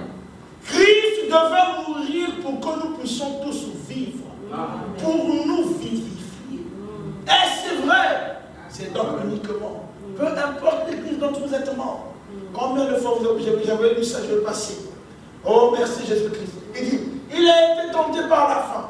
Alors il dit ceci, l'homme ne vivra pas de pain seulement, mais de toute parole qui sort de la bouche de Dieu. En effet, de même que l'homme naturel doit vivre de pain, l'homme spirituel doit vivre de l'esprit. Avant que l'homme naturel mange du pain, le blé doit mourir. Ou l'orge, ou le maïs, ou n'importe quoi qui entre dans la fabrication du pain, cela doit mourir. Et avant que l'homme spirituel vive, Jésus a dû mourir. Il a dû mourir pourquoi? Pour être mangé. Amen. Si l'homme peut vivre par Christ, voyez, cela rend donc la chose parfaite. Amen. Il faut qu'il soit tué en dehors du camp. Il faut qu'il meure. Jésus meurt pour que nous puissions en consommer. Nous devons manger Jésus. Amen. Amen. Amen. Vous voulez vivre, il ne s'agit pas de regarder Jésus meurt à la croix. Il faut manger Jésus. Amen. Si vous ne mangez pas, celui qui ne mange ma chair, ni ne boit mon sang, on a trouvé de sorciers. Allez, il veut faire de nous des cannibales. Oh, Dieu a beaucoup de cannibales. Là où se trouve le corps, là s'assemblent les aigles. Les aigles consomment la chair fraîche. Ils mangent sérieusement la chair fraîche. Amen. Et les aigles, nous savons que Frère Manan fait le parallélisme avec les croyants. Là où se trouve le corps de Christ, là s'assemblent les fils de Dieu qui en consomment sérieusement. Mes frères, s'il faut passer toute la nuit à manger ce corps, passons toute la nuit. Alléluia. Amen. Cela produit en nous des cellules de vie. Amen. Amen. Cela nous donne des vitamines célestes. Amen. Cela produit en nous la vie célestisée. De sorte que nous ne sommes plus influencés par les choses de la terre. C'est là où tu peux dire, oh, je ne vis plus. Ce sont les cellules de Christ en moi qui vivent. Christ est en train de vivre sa propre vie en moi. Alléluia. Parce que tu as consommé Jésus-Christ. Amen. Hein? Amen, amen. Il faut le consommer. Oh, merci Jésus. Je vais passer. Nombre 19, 4. Amen. Il dit, au paragraphe, au verset 4. Le sacrificateur Éléazar prendra du sang de la vache avec le doigt et il en fera 7 fois l'aspersion sur le devant de la tente d'assignation. Il dit, le sang versé, le sacrificateur en faisait aspersion devant la tente d'assignation. Cet acte représente le sang précieux de Christ qui a été versé une fois pour tous les âges et en vertu duquel nous avons la rédemption, le pardon des péchés. Frère Madame dit, cela a été aspergé là à 7 différentes reprises, montrant que tout le long de 7 différentes dispensations, le sang de Christ demeure toujours un témoignage public. Amen. Demeure toujours. Quand Madame dit toujours, on met toujours. Amen. Il demeure toujours un témoignage public. Pour les âges de l'Église, il n'y a que le sang de Christ répandu qui demeure un témoignage public. Et c'est uniquement sur ce sang que chaque croyant peut avoir de nouveau communion avec Dieu. Le lieu de Dieu pour rencontrer chaque croyant pour la communion est sur le sang répandu du Seigneur. Amen, amen. C'est le sang qui nous amène même dans la communion avec Dieu. En dehors du sang, il n'y a pas de communion. Frère Madame dit, si vous êtes en dehors du sang, vos prières ne sont pas entendues par Dieu. Je vais dire ça. Si vous êtes en dehors du sang, vous prierez, Dieu ne vous entendra pas. Il faut être sous le sang pour que Dieu vous entende. Amen. Pourquoi? Mais sous le sang, il vous voit blanc. Il vous voit sans défaut. Il vous voit sans péché. Et lorsque vous lui demandez quelque chose, il lui dit, oh, je suis obligé de répondre. Parce que mon fils, à mes yeux, est parfait. Amen. Les choses de séparation, il s'éteint. Oh, merci. Et remarquez, quand il mourait, quand la jeunesse mourait, la jeunesse rousse était tuée. Ensuite, le souverain sacrificateur prenait le sang de la jeunesse sur les doigts. Il s'avançait devant l'assemblée, devant les portes de la tente d'assignation, et il l'aspergeait à 7 reprises avec le sang, en guise du témoignage public devant les gens. Et on élevait cela devant une porte. Cela était aspergé à 7 différentes reprises. Montrons que tout le long de ces différentes dispensations, le sang de Christ demeure un témoignage public. Premier Milan, deuxième, troisième, quatrième, cinquième, sixième et septième. Amen. Quand nous le verrons sur le trône de David, il aura toujours les cicatrices dans les mains pour montrer que c'est lui le Rédempteur. Amen. Et Frère Malin va maintenant donner l'éclaircissement. Il dit c'est cette dispensation, ça représente les 7 âges de l'Église. Amen, amen. Tout le long des 7 âges de l'Église, c'est le sang de Christ qui est là. Amen.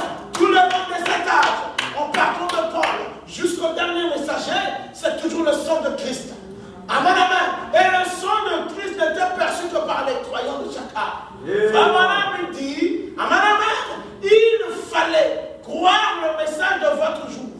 Ça concernait les croyants du message de l'heure. Vous savez, Frère Branham nous montre que si vous quittez le message de l'heure, il n'y a pas d'expiation.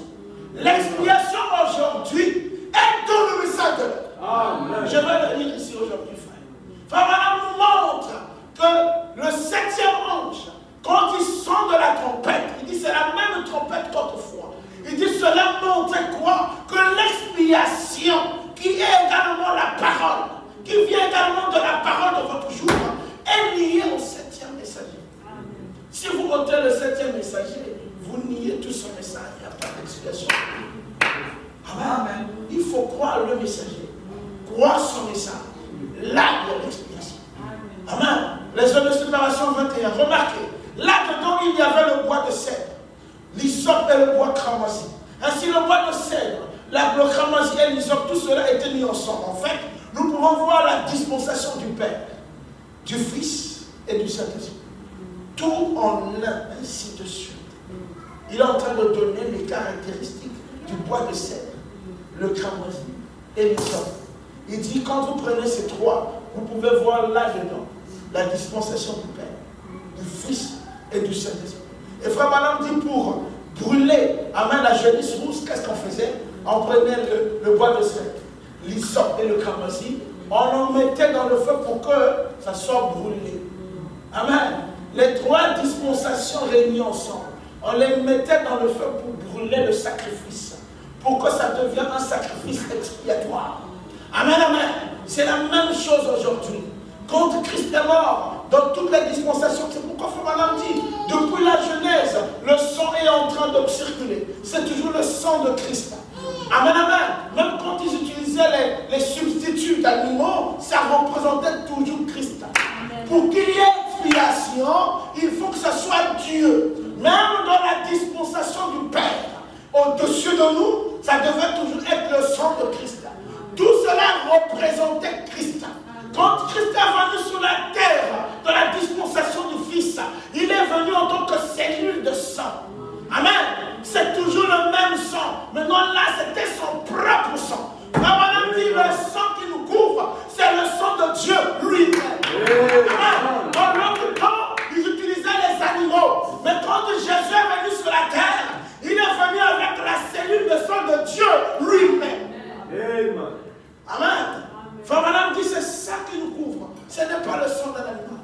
C'est toujours le sang de Christ. Même de la dispensation du Saint-Esprit. Aujourd'hui, c'est toujours le même sang. Ça ne change pas. Amen. Vous ôtez cela, vous êtes mort. Remarquez, pour juste parler de cela, les trois dispensations, nous pouvons voir cela dans l'Ancien Testament et dans les 7 âges de l'Église. L'aspersion à 7 reprises. Et tout.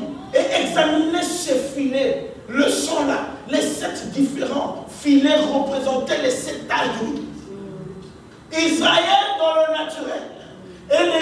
est gentil dans le spirituel. L'état de l'église est exactement la même chose. Amen. Et Israël a eu cet état de l'église. C'était tout à fait son apogée. Car est venu et a épousé cet idolâtre. Et il a introduit l'idolâtrie. Frère, madame, c'est la même chose aujourd'hui. Les églises chrétiennes ont introduit quoi? L'idolâtrie. Amen. Mais pour l'épouse, elle a le sang. Parce qu'elle a reçu le messager de son temps. Amen, amen. L'épouse est en dehors de ces choses. L'épouse ne prête pas attention aux organisations. L'épouse prête son attention sur son époux. Amen. L'épouse, son regard, c'est sur l'époux. Ce que l'époux dit, c'est ce qu'elle fait. Elle exécute sans pourtant se questionner. Elle ne s'occupe pas de ce que quelqu'un d'autre dit. L'épouse n'écoute qu'une seule voix. Frère Branham dit, Ève avait écouté la voix du serpent. Il dit, mais l'épouse du temps de la fin, amen, amen, n'écoutera qu'une seule voix. Alléluia. C'est la voix de Christ, son époux. L'épouse du temps de la fin ne peut plus écouter le serpent. Juste. Frère Branham dit, c'en est terminé. C'est parce qu'Ève va prêter attention au serpent. Mais aujourd'hui, l'épouse, Frère Branham dit, elle est lui. Hein? Dieu a rendu, amen, amen. Dieu a fait que l'épouse soit Christ. Et il dit que c'est la force terrestre du Dieu vivant. Alléluia. Donc elle ne peut pas prêter son attention au discours du serpent. C'est impossible. L'épouse ne peut pas être séduite. Jamais. Parfait. Frère Branham dit aux yeux de Dieu, elle est parfaite. Exactement. Dans les histoires que nous voyons, frère Branham dit l'épouse sort de l'église. Amen. Parfois il faut le dire. Il nous montre que l'église est un mélange. Dans l'église, il y a plusieurs personnes. Il y a 3 sortes de croyants, n'est-ce pas? Frère Branham dit l'épouse sort de l'église. Ça veut dire que c'est comme l'église est un groupement. On sort quelque chose de ce groupement-là. Ceux qui suivent la parole, c'est l'épouse. Ceux qui restent ne sont pas l'épouse. Il dit l'épouse sort de l'église. L'épouse sort des organisations. Amen. Et c'est Dieu qui fait ce travail d'extraction. C'est Dieu qui extrait l'épouse de ces organisations. C'est pourquoi vous trouverez bizarre. Pourquoi on dira parfois que tu n'as pas de respect. Je vous dis la vérité. Si vous êtes sensible, ou si vous êtes fidèle à la parole, les gens vous trouveront orgueilleux. Je vous dis la vérité. Si vous vous accrochez à la parole, les gens vous trouveront de bizarre. Ils vont même vous traiter d'irrespectueux. Parce que ton désir à toi, c'est de vivre la parole. Vous voulez, les gens ne veulent pas que vous puissiez vivre de toute la parole aujourd'hui. Ils veulent que vous puissiez vivre de leur pensée. Voilà. Non! Le Fils de Dieu vit de la parole de Dieu. Donc même si ta pensée semble être bonne, mais si elle contredit la parole, amen, vous savez, l'épouse a la capacité de prononcer la parole. Et les choses arrivent. Frère Branham dit, Dieu cherche des courageux qui vont dire chat à ce qui est chat, qui vont dire chat à ce qui est chat. Donc qui ne vont pas jouer avec la parole. Si tu l'amènes quelque chose qui n'est pas la parole, il te dira avec beaucoup de respect que ce que tu m'as dit là, c'est une fausse doctrine. Amen. C'est la vérité. L'épouse ne joue pas. Frère Branham dit gardez la parole. Il faut que je dise ça aujourd'hui. Frère Branham dit gardez. Ne jouez pas avec la parole. Amen. Je dois dire ça aujourd'hui. C'est que je dois te finir. Oh, merci Jésus-Christ. La jeunesse rousse a été réduite en sang hors du camp. Je dis les jeunes de séparation, paragraphe 18. Remarquez ensuite, il a dit après cela. Alors, la jeunesse devait être brûlée. C'était sur l'autel des reins, ce qui représentait le jugement divin. Puis après cela, il devait alors faire l'eau de séparation. Donc je suis à Genèse, Nombre 19, 5, 6. On brûlera la vache sur ses yeux, on brûlera sa peau, sa chair, son sang, avec ses excréments. On devait tout brûler. Et frère Branham nous montre que le fait de brûler tout, ça représentait le jugement. Il dit le péché a été jugé à la croix. Amen, amen. Ça représentait le jugement du péché. Tout a été consumé. Tout devait être brûlé. Après, il dit au verset 6, le sacrificateur prendra du bois de cèdre et de l'hysope et du cramoisi, et il les jettera au milieu des flammes qui consumeront la vache. Amen. Voyez-vous, ce qui consume la vache, ce sont les trois éléments pris ensemble. Vraiment, l'homme nous dit, ce qui représente le jugement divin. Puis après cela, on devait alors faire l'eau de séparation. Et on y mettait du bois de cèdre, le bois écarlate, l'hysope, ce qui représentait la croix. Et l'hysope représente Christ sur la croix. Ces trois éléments étaient toujours utilisés quand il y avait un sacrifice dans la Bible. Oh, merci Jésus. Paragraphe 19, il dit, là dans Exode, au chapitre 14, le 1 à 4, le 4e mot, le verset 4, excusez-moi, au verset 6, quand Dieu leur a parlé, quand ils devaient faire le signe de la croix sur la porte, ils ont fait le signe de la croix sur la porte. L'agneau devait être immolé juste avant la sortie. Et ils ont plongé ce bois d'hysope et ils ont appliqué cela sur le linteau du montant. Et ça a été confirmé. Quand je verrai le sang, je passerai par-dessus. On appliquait cela à l'aide du bois de l'hysope. L'hysope est une petite plante du genre armoise. Le cèdre cramoisi, c'était pratiquement comme le cèdre rouge, qui était un gros bois. Mais l'hysope, c'était comme un tas d'armoises, appelé la plante d'hysope. On le plongeait dans un récipient rempli de sang, et on l'aspergeait comme le gelé, ou quelque chose de ce genre, et on aspergeait l'endroit. Et c'était toujours associé de la même façon à chaque sacrifice, pour la purification du péché, pour la purification de la lèpre. Amen, amen. Il fallait que ça soit brûlé. Vraiment, on nous montre que quand on a brûlé la jaunisse rousse à l'aide de ces trois éléments pris ensemble, vraiment, c'était un jugement. Amen. C'était le jugement divin de Dieu qui s'abattait sur Christ. Vraiment, dit le péché a été jugé. Amen. Amen. Le péché a été jugé. C'est pourquoi un fils de Dieu ne peut plus pécher. Amen. Parce que le péché a été jugé. L'action du péché a été estompée ce jour-là à la croix. Amen, amen. Quand on vous dit vous êtes des pécheurs, ne croyez pas. Dites j'en suis pas. Amen, amen. Parce que Christ a été crucifié à la croix. Et lorsqu'il a été crucifié, le péché a été jugé. Amen. Au nombre 9, je vais terminer par là. Un homme pur recueillera la cendre de la vache et la déposera hors du camp, dans un lieu pur. Et on la conservera pour l'assemblée des enfants d'Israël, afin d'en faire l'eau de purification. C'est une eau expiatoire. Ramalam dit, les eaux de séparation, c'était pour réintroduire le croyant dans la communion avec ses semblables. Après une séparation avec ses impuretés. L'eau de séparation était faite dans le but de purifier ou de séparer ce qui est pur de ce qui est impur. Et c'était un beau type de Christ. Et maintenant la séparation. Pour obtenir cette eau de séparation, cela devait être, la mort devait opérer la séparation.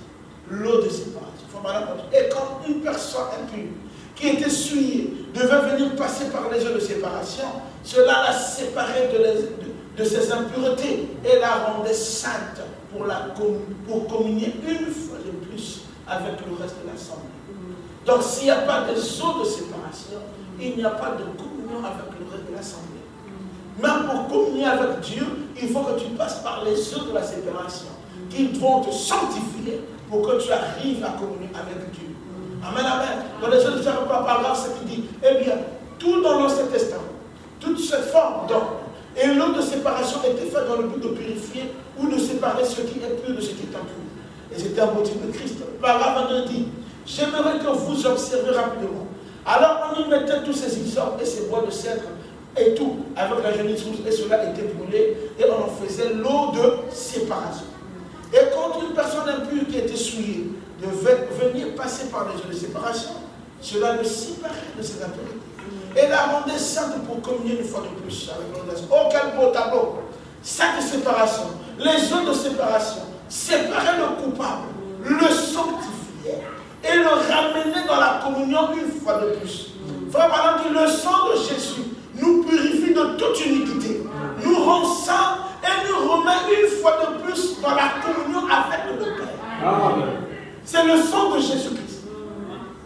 Pour qu'on soit en communion avec le Père, il faut qu'il y ait le sang de Jésus. Et le sang de Jésus aspergé doit tomber sur le croyant. Amen. Il faut que vous puissiez recevoir ce sang. Une fois que vous recevez, ça vous sanctifie, ça vous purifie. Parce que dans la présence de Dieu, rien d'impur doit entrer. Amen. Vous devez d'abord être sanctifié, purifié, pour entrer dans la communion avec Dieu. Amen. Et cela vient du sang de Christ. Maintenant, de quoi l'eau de séparation est-elle utile? Amen. Dans Ephésiens 5, 25, 57, madame dit, la Bible dit, Marie, aimez vos femmes, comme Christ a aimé l'Église, et s'est livré lui-même pour elle, afin de la sanctifier par la parole. Amen. Nous avons vu tout à l'heure, madame dit, l'eau de séparation, c'était pour sanctifier les croyants. Pour sanctifier, amen, les croyants, afin qu'ils aient encore communion avec le Père. La parole sanctifie, l'eau de la séparation sanctifie. Vraiment, les eaux de la séparation, c'est la parole. Amen. Il faut recevoir la parole, écouter la parole. Et la parole vous sépare de toute impureté. Et la parole vous introduit encore une fois en communion avec Dieu. Amen. Vraiment, si vous avez péché, retournez à la parole. Amen. Lorsque vous retournez à la parole vous sépare du péché. Amen. La parole vous sanctifie et vous avez de nouveau communion avec Dieu. Oh, gloire à Dieu. Paragraphe 23. Remarquez bien, de quoi l'eau de séparation était le type? L'eau de séparation était le type de la parole de Dieu.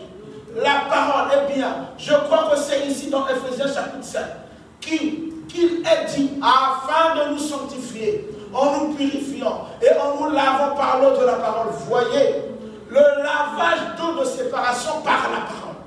Et au commencement était la parole. Et la parole était avec Dieu. Et la parole était Dieu. Et la parole a été faite chair. Et elle a habité parmi nous. Et elle est devenue l'eau de séparation. Et tout ce pourquoi Christ était mort et ce qu'il a promis dans sa parole, cela vous appartient aussi librement que l'eau coule. En effet, si vous avez un péché, appliquez la parole. C'est l'eau de séparation. Les eaux de séparation vous séparent et vous disent quoi faire. Elles vous orientent, elles vous cadrent la prédication de la parole. Amen. C'est ce que Frère m'a montré de montrer aujourd'hui. L'eau de séparation nous sépare du péché. Elle nous dit quoi faire. Elle nous oriente, c'est elle nous cadre. On doit toujours avoir ces éléments-là. Si ces éléments ne sont pas réunis, c'est la mort assurée. Et la parole de Dieu constitue les eaux de séparation. Nous sommes lavés en entendant, par l'eau, par la parole. Le fait d'entendre la parole vous sépare. Le fait d'entendre la parole vous sépare. Amen. Je vais terminer par ici. Je vais dire juste un dernier élément. Après, je vais laisser. Regardez ce que Frère Madame dit. La fête des trompettes. Amen. Un paragraphe de ça. Et le message du 7e monde, sous la même trompette, exactement la même chose en tout point, le même sceau. C'est pourquoi, appelez les gens, l'épouse assortie de la tradition pentecôtiste et de la tradition du monde, pour se tourner vers la véritable expiation. Il dit c'est quoi? La parole. Christ personnifié dans sa parole ici. Fait chair parmi nous. Voyez-vous, c'est le message. Il dit c'est le message du 7e monde qui nous sort pour que nous venons pour la véritable expiation. Si vous ôtez le message de l'heure, il n'y a pas d'expiation. Il faut que ce soit le message de l'heure pour qu'il y ait expiation. Il dit, appelez les gens, l'épouse assortie des traditions pentecôtistes pour se tourner vers. Donc c'est le message qui nous tourne vers la véritable expiation. S'il n'y a pas de message, il n'y a pas d'expiation. Amen. La parole, Christ, personnifié dans sa parole ici, fait chair parmi nous. La science l'a prouvé par des photos. L'Église le sait, le monde entier. Nous savons fermement, car il ne nous a jamais dit une chose, par ainsi dit le Seigneur, qui n'a été la vérité. N'a-t-il pas dit là-bas la rivière? Comme Jean-Baptiste a été envoyé, de même ce message. Voyez-vous? Oh, merci Jésus-Christ. Je vais terminer par ici. L'expiation en dehors du message, ça n'existe pas. Ne soyons pas dupes, frère. Frère Madame dit, le sang devait parcourir les œuvres de l'Église. Amen. Et le sang, c'était avec chaque messager. Chaque messager venait avec la portion que Dieu l'avait octroyée. Et c'est cette portion qui amenait les gens à l'expiation. Donc si vous ôtez cette portion, il n'y a pas d'expiation. Il faut vous conformer à cette portion de votre temps pour que vous soyez sous le sang et que Dieu vous considère comme Christ parfait. Amen. Vous ôtez le message, ça veut dire que vous avez ôté le sang. Le message, c'est le sang. Amen. La parole, c'est le sang. Amen. Si vous ôtez ces choses, vous êtes morts. En dehors du message, vous êtes des pécheurs à l'égard de Dieu. Amen. Il faut entrer dans le message. Pas seulement sympathiser, non frère, mais entrer dans le message. Devenir un avec le message. Manifester et vivre selon le message. Amen. Et comme on a dit, le message nous montre que nous devons suivre notre exemple qui est Christ. Le comportement de Christ doit être notre comportement. La manière qu'il agit, qu'il a réagi, ça doit être notre manière de réagir également. Si nous faisons l'inverse de ce que Christ a fait, c'est qu'il y a quelque chose qui ne va pas. Et Dieu a fait que nous puissions avoir un privilège de recevoir un messager qui a marché exactement comme Christ. Il a agi exactement comme Christ. Et il a obtenu la récompense qu'il a obtenue. Nous devons tirer exemple de ces choses. Amen, amen. Que Dieu vous bénisse richement. Je vais m'arrêter ici parce qu'il est déjà quelqu'un de la parole. Amen, amen. L'expiation. C'est pourquoi quand on dit le pardon, quand on vous dit le pardon se trouve dans le message, que les gens ne soient pas choqués. C'est frère Branham qui dit ça. Amen. Si vous n'avez pas le message, vous ne pouvez pas pardonner. C'est impossible. Amen, amen. Et c'est le message qui vous amène à ce niveau-là. C'est là que frère Branham dit le chrétien véritable pardonne. Il ne cherche pas de problème, il pardonne. Même l'amour divin, c'est dans ce message. Quand vous avez l'amour divin, vous pardonnerez tout. Vous supporterez tout. Amen, amen. Le message est pour nous tous, frères. Quand on nous prenne tout et qu'on nous laisse le message. Amen. Quand on voit les gens réagir et que cela ne concorde pas avec le message, comprenez que ce n'est pas des gens. Ils ne prennent pas le message en eux. Ce sont des gens qui observent le message comme si c'était dans un cahier, mais ils ne se sont pas imprégnés de ce message. Amen, amen. Que Dieu nous aide. Nous avons fini, je vais appeler frère. Et tiens, tu peux venir pour jouer. Oh, l'eau de séparation. L'eau de séparation vous sépare du péché. Si vous êtes las, appliquez l'eau de la parole. Si vous êtes malade, appliquez l'eau de la parole. Car cela nous sépare de la maladie. Cela nous sépare du péché. Cela nous sépare de la lassitude. Cela nous sépare de tout attribut que le péché a produit. Oh, j'aime ça. Car il nous a lavés en nous purifiant par le lavage d'eau de la parole. Et nous a séparés pour que nous soyons à lui. Un peuple qui croit, mis à part, loin du monde pour croire au Seigneur Jésus-Christ. Afin qu'il se manifeste au monde extérieur par le Saint-Esprit, opérant à l'intérieur de la cellule de sang. Amen, amen. Oh, merci Seigneur. On va se mettre debout. Merci Jésus-Christ. Il y avait beaucoup de choses à lire, mais le temps nous fait défaut. Amen. Oh, merci Jésus-Christ. Frère Madame dit, qu'est-ce que cette séparation devait faire? De quoi cela les a séparés? Il dit, aussitôt qu'ils étaient séparés, ils étaient libres. Et de quoi Christ a-t-il été séparé? De quoi nous a-t-il séparés? La Bible dit, il a été blessé pour nos péchés. Il a été brisé pour nos iniquités. Le châtiment qui nous donne la paix est tombé sur lui. Et c'est par cette meurtrissure que nous avons été séparés de nos maladies, séparés de nos péchés, séparés de notre lassitude, séparés de notre iniquité et séparés de nos péchés par la parole, qui était Christ, fait chair et habitant parmi nous. La parole a été fait chair et la chair a été déchirée, afin que la cellule de sang soit ouverte, que les croyants puissent passer par le jet du sang du calvaire. Oh, il dit, Mon espoir n'est bâti sur rien d'autre que sur le sang de Jésus et sa justice. Mon espoir n'est bâti sur rien d'autre que sur le sang de Jésus et sa justice. Oh, merci Seigneur pour ces choses. Prochainement, on va avancer un peu. Oh, ne m'oublie pas. Oh, écoutez ma voix. Oh, les autres tu m'aimes. Alléluia. N'oublie pas. Oh,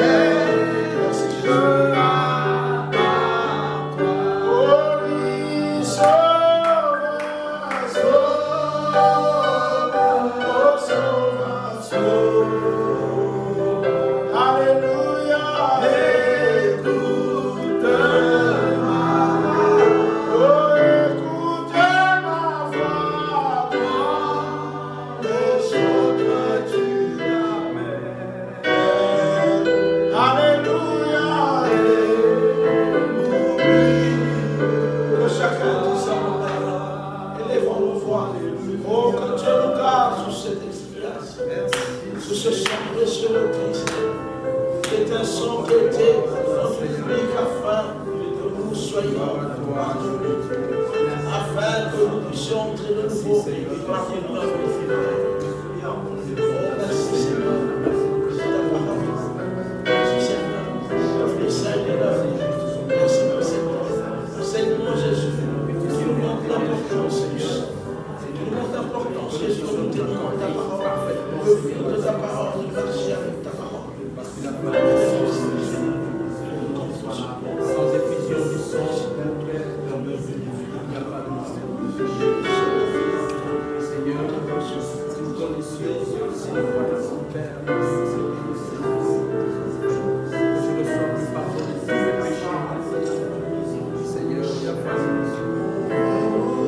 Tu meurs à la croix du Golgotha, que tu répandes ton sang, Seigneur. Et ce sang lavé, double, Seigneur Dieu, qui nous péché. Je ne suis plus redevable au diable. Oh Seigneur Dieu puissant, merci Père, parce que tu as pensé à cela, oh Dieu. Oh, tu savais que devait tomber, mais tu as prévu l'issue de ces mots. Tu as prévu le sang, Seigneur. Ce sang-là qui doit réguler une seule fois pour toutes la question du péché, Seigneur. Oh, merci, oh Dieu. Je te glorifie parce que je suis sur le sang de Noël, le sang de Dieu vivant. Seul pour tous les hommes, Seigneur. Cette vie précieuse, oh Dieu, tu peux regarder, Seigneur, ce que tu étais, Seigneur. Mais tellement que tu as donné l'amour envers moi, Seigneur. Tu ne voulais pas perdre aucune de tes brebis. C'est pourquoi, Seigneur, tu t'es décidé toi seul, toi-même, Seigneur, d'abandonner la gloire, d'abandonner l'honneur, d'abandonner tout, Seigneur Dieu, qui t'allait bien, pour venir goûter à la souffrance humaine et répandre ton sang pour la famille. Oh Seigneur, quelle œuvre, Dieu. Je ne peux pas, Seigneur, rendre sans effet cette œuvre salvatrice de la croix. Je ne peux pas minimiser, Seigneur, oh Dieu, cet amour dans ma vie, Seigneur. Dans ta vie, Seigneur, parce que Dieu, il faut que quelque chose meure.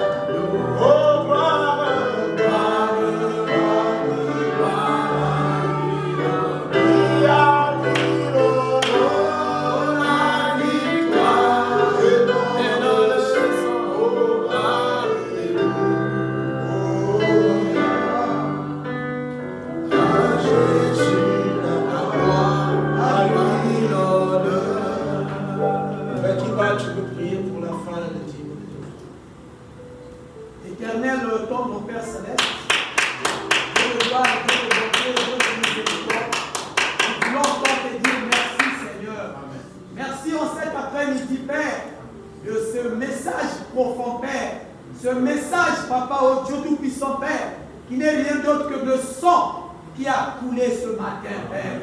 Cela a coulé, Seigneur Dieu Tout-Puissant, de tes veines. Oh Dieu, c'était afin, Père Céleste, que chacun de nous en ces lieux, Père, que nous soyons purifiés, Père. Afin que chacun de nous en ces lieux, Père Céleste, nous puissions nous mettre à l'abri, Père bien-aimé. Voilà pourquoi toi, tu avais pourvu le sang, la cellule de sang. C'est là où il y avait la vie. C'est là où se trouvait, Père Céleste, la vie du mal, qui est Christ lui-même.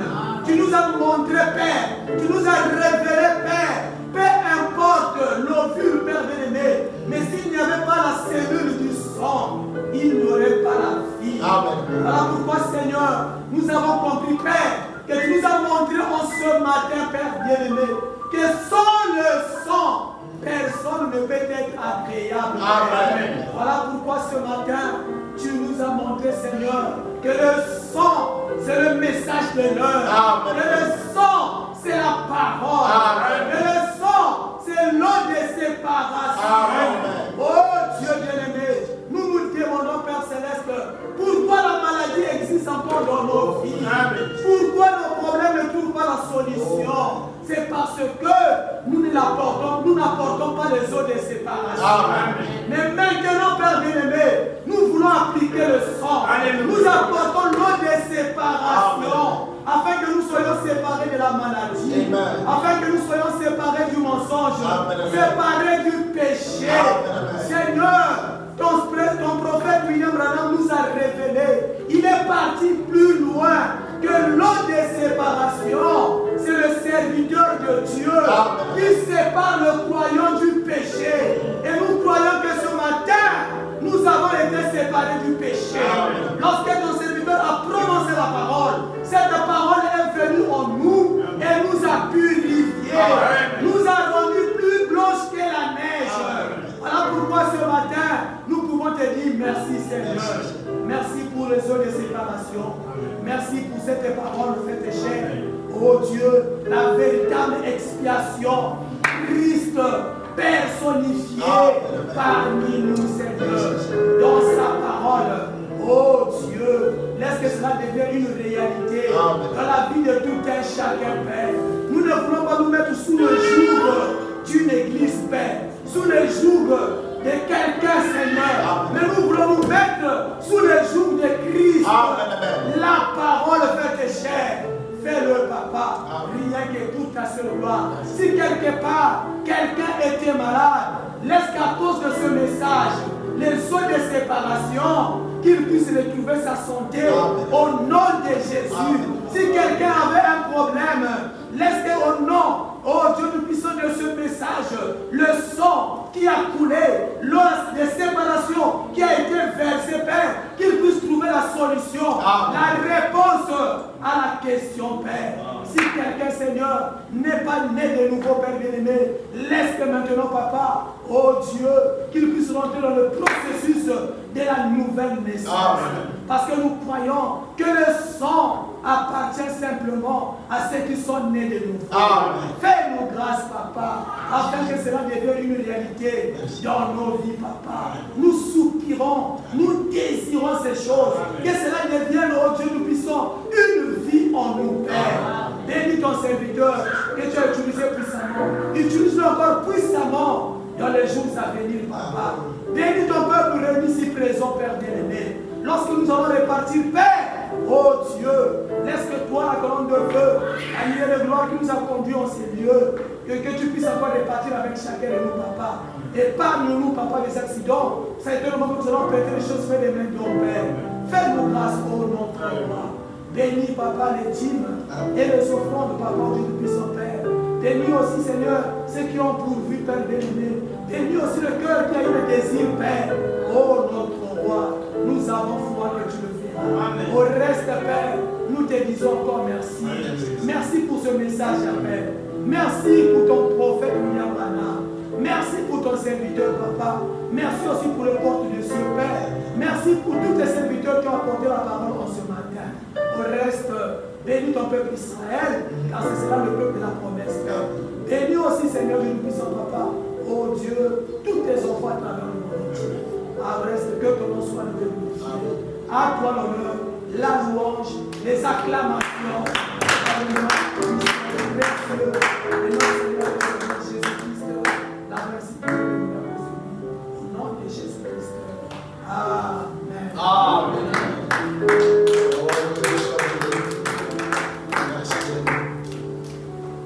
C'est une grâce que le Seigneur a fait pour moi. C'est une grâce que le Seigneur a fait pour moi. Oh, il a changé ma vie, m'a rempli de son esprit. C'est une grâce que le Seigneur a fait pour moi. Oh, il a changé ma vie, m'a rempli de son esprit. Oh, c'est une grâce que le Seigneur a fait pour moi. Oh, c'est une grâce que le Seigneur a fait pour moi. C'est une grâce que le Seigneur a fait pour moi. Il a changé ma vie, m'a rempli de son esprit. Oh, c'est une grâce que le Seigneur a fait pour moi. Il ne faillit jamais, il ne faillit jamais. Oh Jésus, ne faillit jamais. Oh, tu me donnes une chose, je veux répéter que Jésus ne faillit jamais. Et moi, et même si je faillis, et même si je faillis, oh Jésus ne faillit jamais. Oh, tout le long du chemin, je vais le répéter. Ah, Jésus ne faillit jamais. Amen. Que Dieu vous bénisse encore. Amen. Maman, tu m'en prie pas. Maman, on va jouer aujourd'hui. Nous allons prier pour elle que Dieu prenne le contrôle du vol. Qu'elle arrive à bon port. Amen. Seigneur Jésus-Christ, Dieu Tout-Puissant, alors que maman va voyager aujourd'hui, cet après-midi, je prie Seigneur, avec mes frères et soeurs ici, d'un commun accord, que tu puisses l'accompagner. Tu es l'ami des voyageurs. Ainsi, prends le contrôle des vols qui vont prendre, que tu sécurises les vols et qu'elle puisse atterrir à bon port, rejoindre son époux et les autres enfants qui sont là-bas. Éloigne tout danger, Seigneur. Amen. Oh, roi béni, notre joie sera parfaite lorsqu'on apprendra qu'elle est arrivée. Protège, roi béni, tout ce qu'elle va mener avec elle. Les sacs, oh Dieu, les valises, tout Père, soit sécurisé par toi. Que le diable enlève sa main sale. Au nom de Jésus, nous défions tout esprit mauvais qui voudra perturber le vol. Dans le nom tout-puissant du Seigneur Jésus. Seigneur, protège-la, au Père. Préserve-la. Pour son séjour là-bas, que tout se passe bien. Tout ce qu'elle fera, que cela soit conduit par toi. Tu nous as montré que les pas de tes enfants sont conduits par toi. Et c'est là où elle fleura la plante de ses pieds, que cela soit possédé. Ô Père, elle va aller pour beaucoup de choses. Je prie que l'ange de l'Éternel puisse l'accompagner, puisse venir sur elle. Là où elle passera, que toute influence démoniaque puisse s'écarter. Merci pour ton Père, car je crois que tu l'as fait. Que l'honneur, la majesté te revienne. Au nom de Jésus-Christ, j'ai prié à cause de lui. Amen. Amen. Que Dieu vous bénisse, maman, pour votre Dieu vous reçoit. Amen. Oh.